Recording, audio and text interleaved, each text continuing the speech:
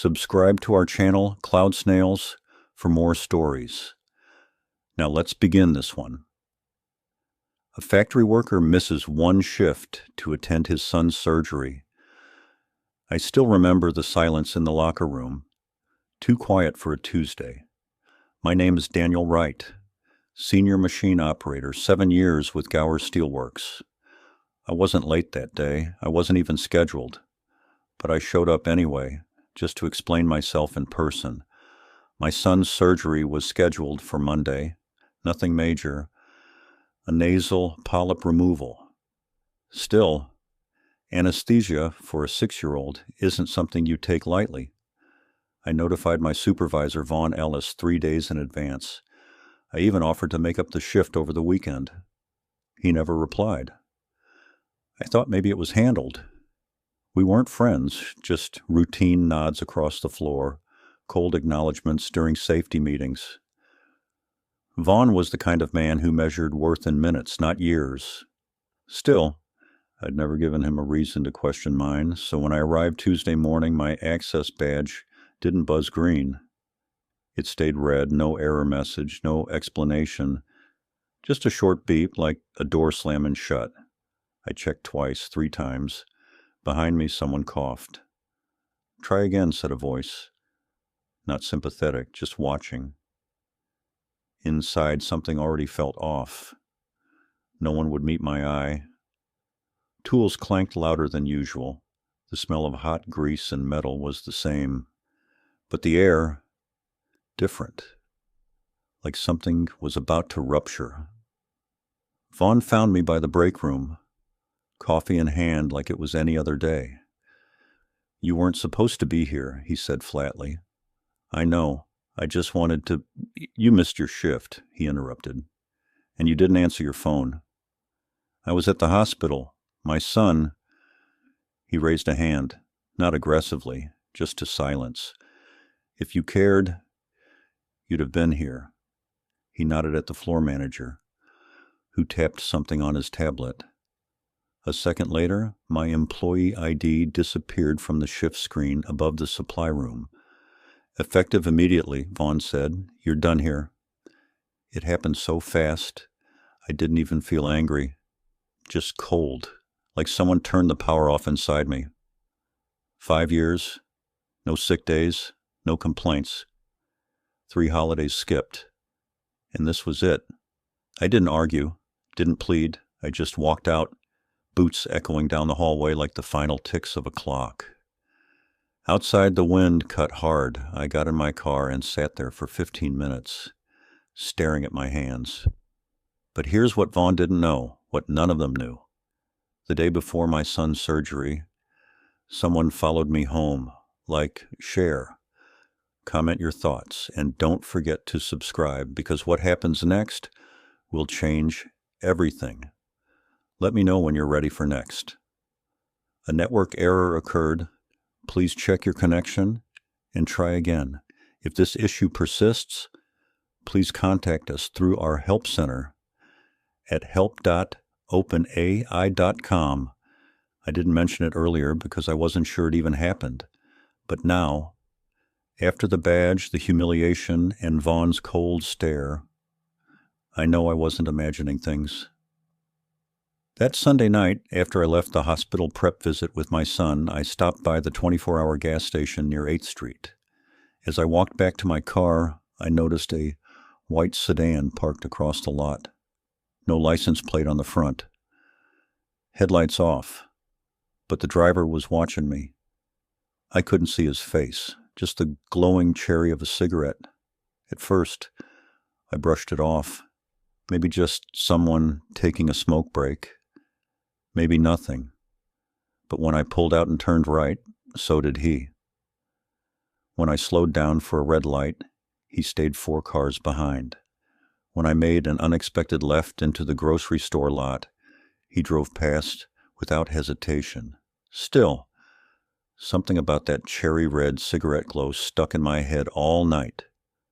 Now I was standing in my living room, staring at the pink slip in my hand. No severance, no formal HR meeting, just a line that read, Voluntary job abandonment. That wasn't just a lie. It was a setup. 3 days later, my wife, Emily, noticed something strange on our bank statement. A $4,200 charge to a rental equipment service in my name, only I never made it. And the address listed for delivery? It was the factory, but not the main building.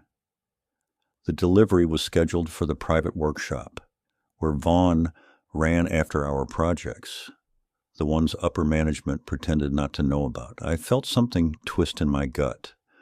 All those late-night forklift logs I wasn't allowed to question, the bonus Vaughn got last Christmas after a sudden efficiency increase.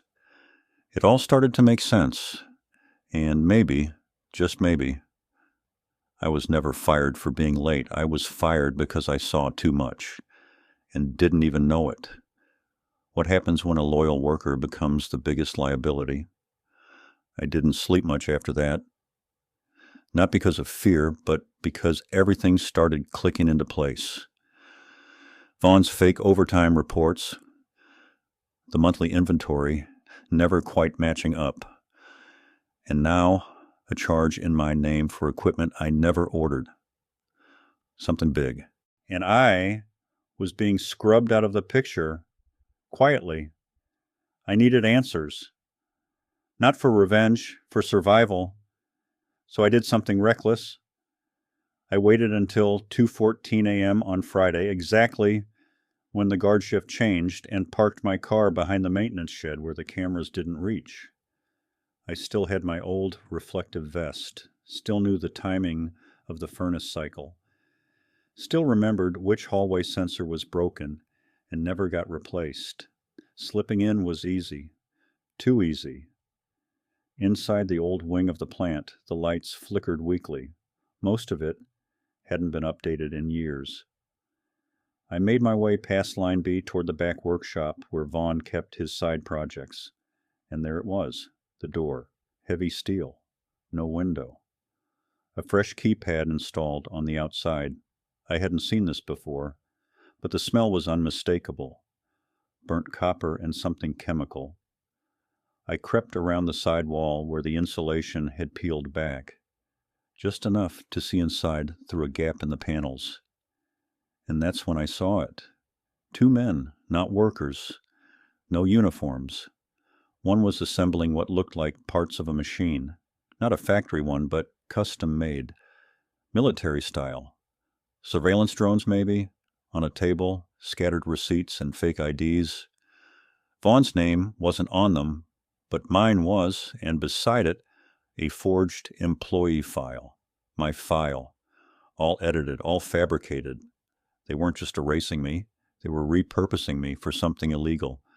I was going to be the fall guy, unless I did something first. But as I backed away, careful not to make a sound, my boot hit something metal. It rolled, loudly. Inside, someone stood up. Then came a voice from the other side of the wall. "Who's there?" I didn't answer the voice, just ran. Every breath echoed in my ears as I darted through the back hallway, skipping the usual exits. I knew one route the new hires never learned, the old ventilation crawl under Line D, filthy, narrow. But it led straight to the west lot. I squeezed through in silence, heart pounding. Behind me, I heard hurried footsteps. Maybe they saw me. Maybe they didn't. I didn't stop to find out. By the time I got back to my car, my hands were trembling too much to fit the key. I sat there, staring at the steering wheel, asking myself one question. Who the hell did I just work for all these years? The next morning I went to a lawyer, not a flashy one, just a quiet guy in an office above a laundromat.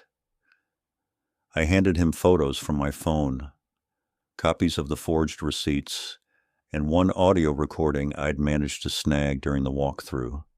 He listened, then leaned back in his chair and sighed. "You sure you want to do this?" he asked. Because once we file this complaint, you're not just going after your boss. You're lighting a fuse that might burn far beyond this city. But I didn't hesitate. I have a kid. I'm not letting him grow up thinking silence keeps you safe. He nodded and made the call. By sunset, 3 things happened. My bank account was frozen. My car wouldn't start. A white sedan parked outside my house and didn't leave. I was being watched, not by Vaughn anymore, by whoever he was working for. I tried applying to new jobs. Nothing. I wasn't just unemployed. I was invisible, blacklisted. One HR rep even whispered, "Your name flagged something federal. I can't touch your file." They weren't firing me anymore. They were erasing me. But here's the twist they didn't see coming. They missed something. Something buried in the employee logs only I had access to. Something that could flip the entire operation upside down, and I still had it. Not on a drive, not online. Somewhere no one would look. When you've been erased, there's a strange kind of freedom. No job, no calls, no future, nothing left to lose. But I had one advantage they didn't account for: my locker. Not the one by the entrance. That was clean, wiped, checked. I'm talking about locker 392B, hidden behind the old maintenance crawl in the East Wing. Years ago, an old tech showed it to me, said, "Keep your real valuables where the time clock doesn't tick." That locker had one item inside, a single black notebook. No labels, no names, just a handwritten log of every unscheduled delivery, shift adjustment, forged badge swipe, and illegal drop-off Vaughn ever signed off on. Every time I saw something wrong but couldn't prove it, I wrote it down with time, date, badge number. And one night, 5 months ago, I even jotted down a strange conversation Vaughn had with a man in a gray suit. I couldn't hear much, but I caught one sentence clearly. "Once the drones are in place, no one will care where they were built." That notebook wasn't just a log, it was a fuse. I retrieved it at 3:27 a.m. using a rusted key I'd hidden in the battery compartment of my old walkie. The factory was mostly empty, just the hum of machines. Vaughn thought no one could ever trace back to him. He was wrong. I took the notebook straight to the lawyer. He scanned the PA. This isn't just enough for the labor board. This is federal. Military-grade parts being funneled through a civilian plant. You're looking at a conspiracy case. He made the call to the Department of Defense. They called back within an hour. By the end of the week, Vaughn was gone. Not fired, missing, no warning, no trace. The plant was under audit, and most employees were given 2 weeks off with pay. No one knew what was happening, but the silence, deafening. They didn't put me back on payroll, didn't apologize, but they did unfreeze my accounts, and the sedan outside my house vanished for good. 2 months later, I got a package. No return address. Inside was a photo. Vaughn in handcuffs, blurry, taken from a distance.